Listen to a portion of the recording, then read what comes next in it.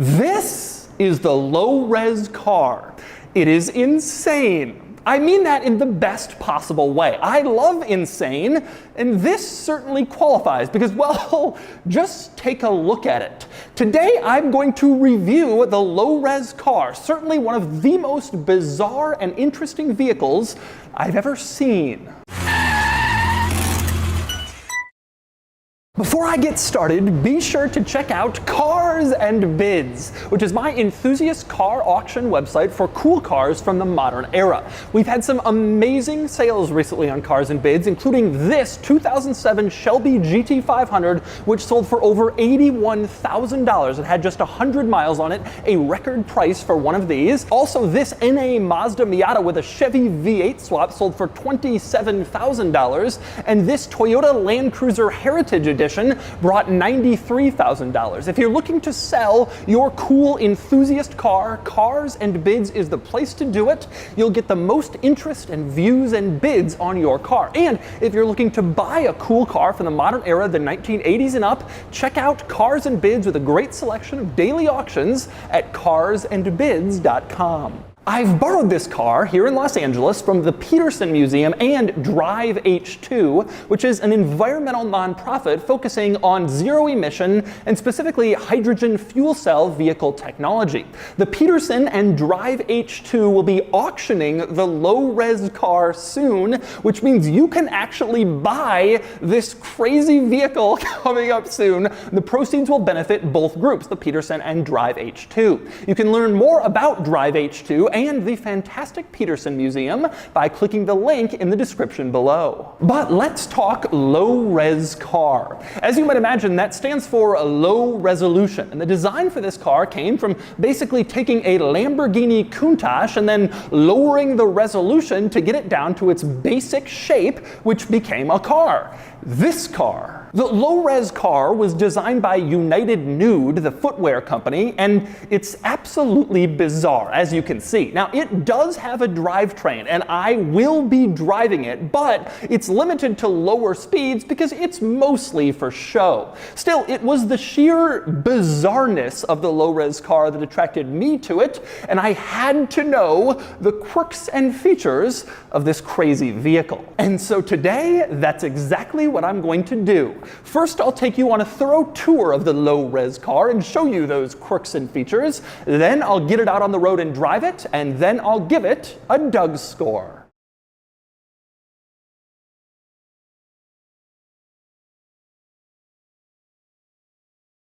Alright, I'm going to start the quirks and features of the low-res car by answering a few basic questions you probably have about it, starting with the design. Now, like I said, the goal was to create like a Lamborghini Countach, except in its most basic design version, a lower resolution version of the Countach. And as you can see, that's about what they've done. This is the same basic overall shape as the Countach, just without any of the texture or resolution, basically. Now, like I said, it was designed by United Nude, the footwear company, and it was intended to be sort of a promotional item for them. I guess they would bring it to events, whatever, and people would look at it and talk about it, and well, that clearly worked because here we are looking at it and talking about it. Now, despite the appearance, in terms of performance, this is no Countach. It has a small electric motor in it right now, and performance is rather limited. I'm told it can top out around 30 miles per hour if it can even get that fast. Now, Drive H2, the nonprofit that'll be auctioning this off, they want to convert it to a hydrogen powertrain, but either way, it's not like a big V12 like the Countach had.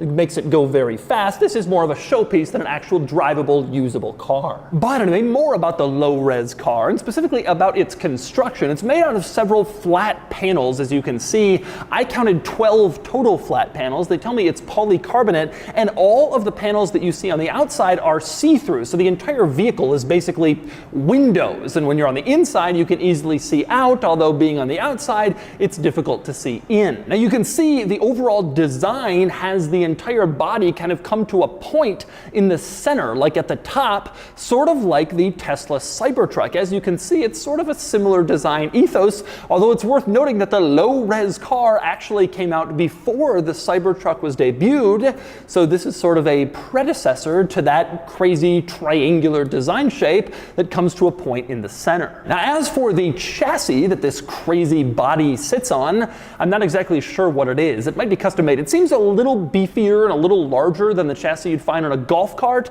but that's basically the idea of what this is. About that size tires, about that size motor, about that size performance. So basically you have this 12-panel polycarbonate triangle design sitting on what looks to be sort of maybe a modified or upgraded golf cart chassis. And like I mentioned before, this is mostly intended as a show car, not really as a drivable, usable vehicle. It was mostly to turn heads and make a statement. And so it doesn't have any lighting. As you can see, you look around the back, there's no real lighting back there. Same deal in the front. You don't really have lights in this vehicle that are immediately obvious, although there is actually some lighting, but it's hidden, and I will get to that a little bit more in a second. But before I get to that, let's talk about getting inside the car. Now, when you're trying to get in from the outside, there is only one way. You have this little handheld key fob that has been programmed to control various parts of the car. And to get in, you first extend the antenna of the key fob, probably not really all that necessary, and then button 4 will open up the car. Press it, and this is what happens. The entire body of the car lifts up and opens up electronically as you're holding down the button on the key fob, therefore revealing the interior. There are no doors to this vehicle. There's no windows that roll down, you climb in. The only way to get inside is the key fob, press the button, and everything lifts up, which gives you access to the interior. Absolutely a bizarre situation, but that's how it's done in this car. Now, you might be wondering, well, why is it button 4 on the key fob? You'd think that would be the most important function, should be button number 1.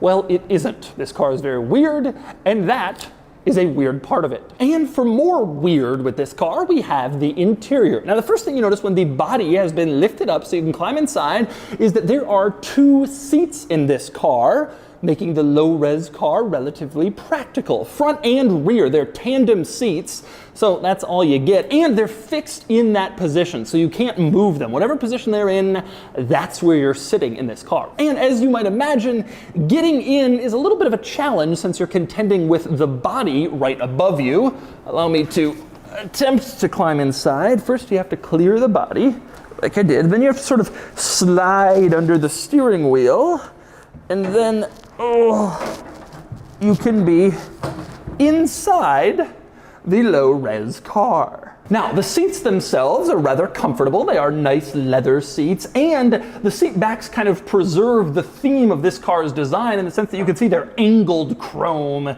kind of keeping that like angled look from the outside and taking it into the inside with the seats. Also keeping that angled design, although frankly probably a little bit more bizarrely, is the steering wheel, which you can see is a hexagon, and it's all angled chrome once again. It's not really a wheel. Instead, it is a very bizarre looking like piece of chrome hexagon that's just screwed onto a plate which attaches to the steering column, and this is your steering wheel. Again, sort of keeps that angular theme from the outside of the car, so it fits. Speaking of steering though, the steering column itself of this vehicle is rather terrifying. It looks like if you were in an accident, it would get pushed into you and absolutely impale you and kill you instantly.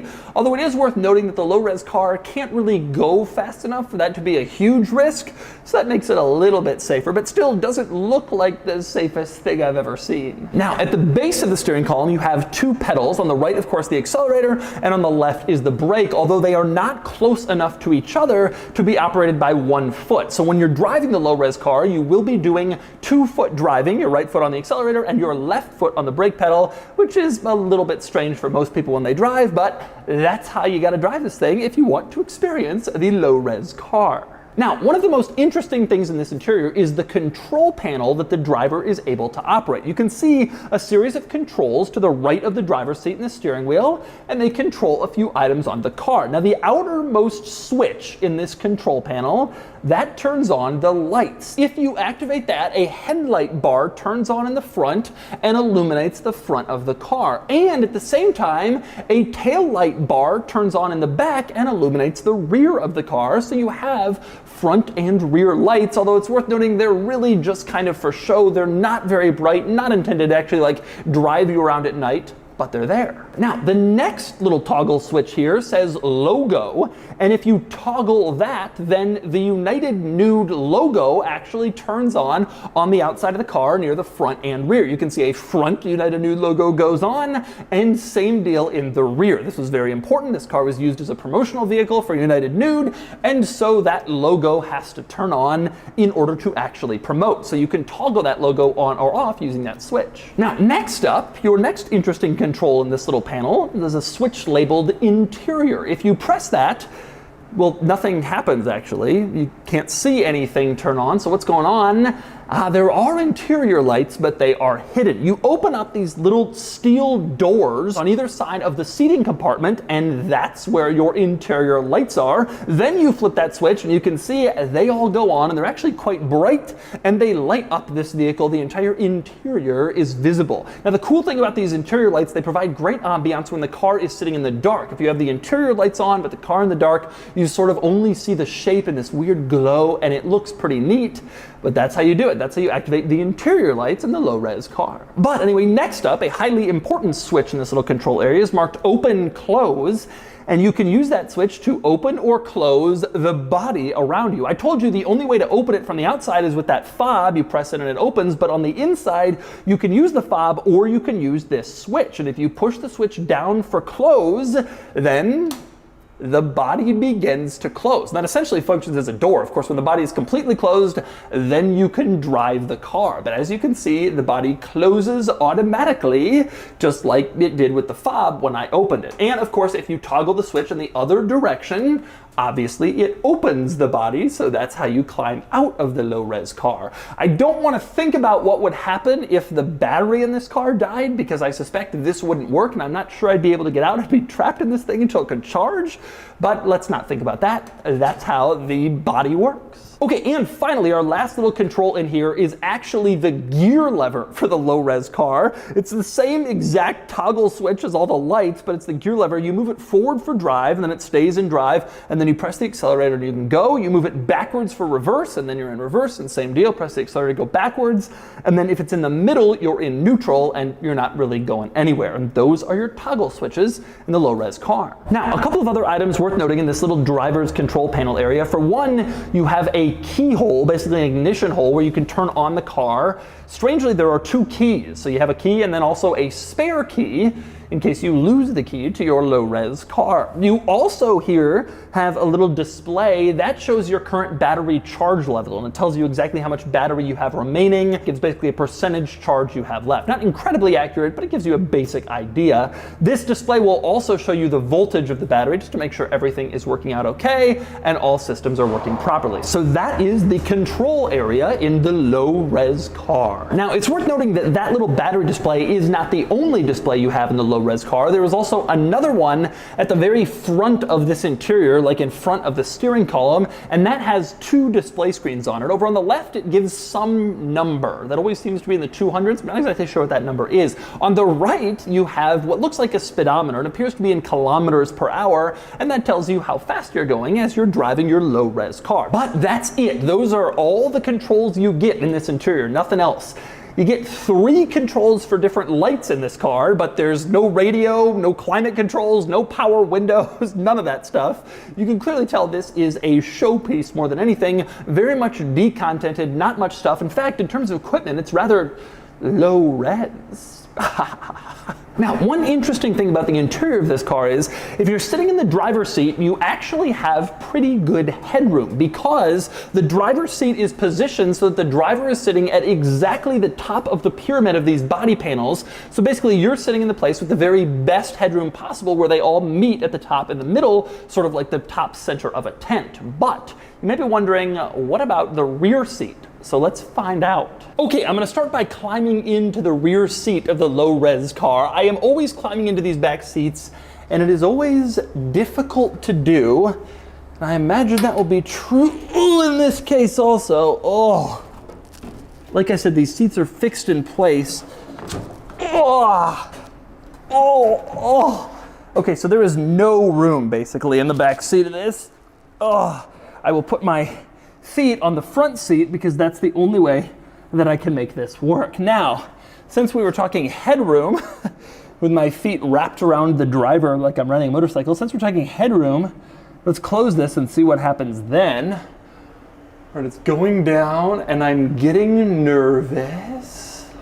And the answer is headroom is actually okay back here too. As you can see, I have headroom in the back of the low-res car. I thought it would just be the driver who had enough space for the head, but the rear seat passenger does too. I'm sitting in here relatively comfortable, at least from a headroom perspective. Legroom is an absolute disaster and could certainly be improved in the next generation low-res car. But anyway, let's finish up with the interior of this car because there is more to discuss. Allow me to lift open the body so I can talk to you again. Anyway, yes, mechanicals. Like I said, small electric motor, top speed around 30 miles an hour. It's not exactly a speed demon, this car. And Drive H2 wants to convert it to a hydrogen propulsion system to go along with their sort of non-profit goals of hydrogen vehicle propulsion. Now, one interesting thing with the mechanicals of this car, up front there is a lot of stuff that's exposed. As you can see, the suspension is very exposed. In fact, when you're driving this car along, you can sort of see the suspension going up and down and doing all its traveling right in front of you. Same deal with the steering. As you move the steering wheel, you can see all of the steering kind of happening, all the mechanical components happening directly in front of you. Strangely enough though, even though they left all of that stuff visible, the wheels are covered, both front and rear completely covered, so you can't see those from the outside. So the suspension, the steering, that's all visible, but the wheels they decided to hide. That's especially odd in a car that has front wheels that turn like virtually all cars do, because then they have to turn around in this housing that's created for them rather than be able to freely move. But I guess the wheels have enough space to do their turning even inside this. They thought it would give it a sleeker look, I guess, with the wheels covered up. And by the way, one other item worth noting up front around all the mechanical stuff, you have a little VIN plate there. It's sort of a mock-up of an actual VIN plate. And it says it was made by United Nude, whatever. It also says this is the third one of these, chassis number 3, suggesting there are other low-res cars out there, which is rather strange, or maybe there were prototypes that were made. I can only imagine more of these. It's a very bizarre vehicle. You really only need just one, but maybe for promotional purposes, they wanted a couple extra. And so those are the many quirks and features of the very quirky low-res car. Now it's time to get it out on the road and see how it drives. All right, driving the low-res car. This is terrifying. Okay, first thing I notice, ridiculous reflections from the silver panel onto the, you know, it's kind of hot in here. It's all windows. This is an interesting experience. Now the seat doesn't move, so my legs are, I'm right up, like my knees are compressed, like I'm crouching almost, trying to drive this thing. And I noticed that the steering column would probably impale me if I get in any form of accident. So that's kind of terrifying. With that said, this is kind of cool. This is not cool. I'm driving the weirdest thing on the planet, basically. Very, very interesting. Okay, now brake is with my left foot. Oh, a lot of brake. Okay.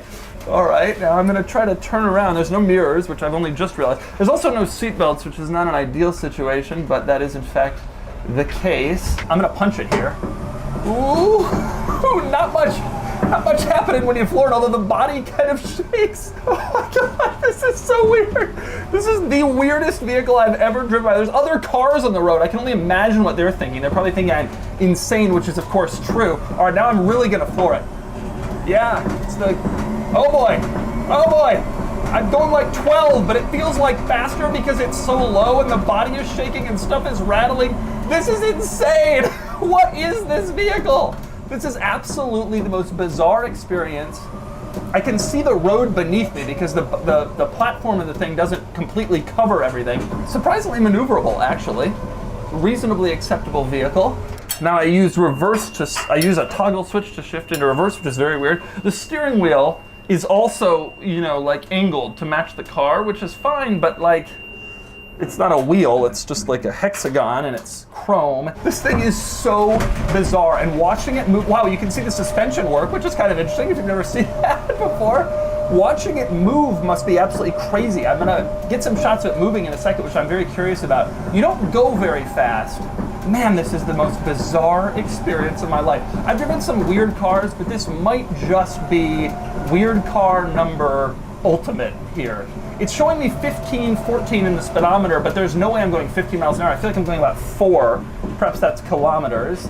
The other thing is showing me 202. I have no clue what that means. Hopefully not miles of range. Can you imagine driving this 202 miles? Okay, I'm gonna attempt a U-turn here.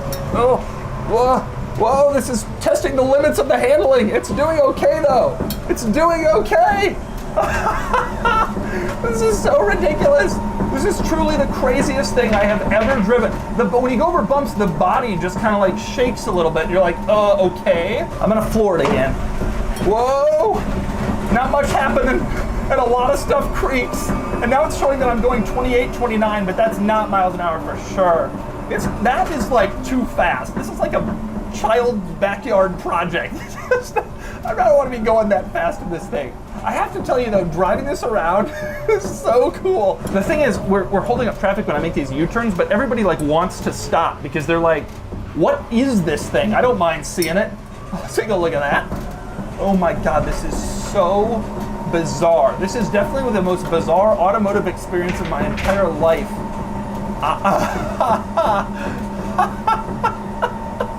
What is this thing? What have I gotten myself into here? And so that's the low-res car, which might be the single strangest car I have ever reviewed. The Petersen Museum is kind of famous for this stuff. Remember, they also provided me with the Honda S2000 from the Fast and the Furious, which I also reviewed, and their collection has many more amazing vehicles too. But this might just be the strangest. And now it's time to give the low-res car a Doug score. Starting with the weekend categories and styling, come on, admit it, the low-res car is very cool, and I think it looks awesome, and it gets an 8 out of 10. Acceleration, this is usually measured in 0 to 60. The low-res car won't do 60 or even 30, so it gets a 1 out of 10. Handling is not great, and it gets a 1 out of 10. Fun factor, though, is cool. It's not especially fun to drive, but it's fun when you're driving it, knowing you're basically cruising down the street in a UFO, when it gets a 6 out of 10. Finally, cool factor, and this would pretty much shut down any Cars and Coffee. It's very cool, and it gets an 8 out of 10 for a total weekend score of 24 out of 50. Next up are the daily categories and features. It has pretty much none, and it gets a 1 out of 10. Comfort, it's not very comfortable. The seats aren't especially supportive, and it's very hot inside the triangle, and it gets a 1 out of 10. Quality is okay, I guess. There's not much to it, but it seems like a reasonably acceptable build for what it is, and it gets a 3 out of 10. Practicality is very poor, since it can't really even keep up with traffic, and it gets a 1 out of 10. Finally, value, and I really don't know what it's worth, but it'll be more than you think, largely because it's such an interesting art piece. I really don't know what to put here, so I'll just give it a 5 out of 10 and move on to the total daily score of 11 out of 50. Added up, and the Doug score is 35 out of 100, which places it here against other weird cars I've reviewed. The low-res car looks amazing, and it's very cool, but functionally, it's a bit limited, as you might expect from a vehicle whose primary purpose is to be art.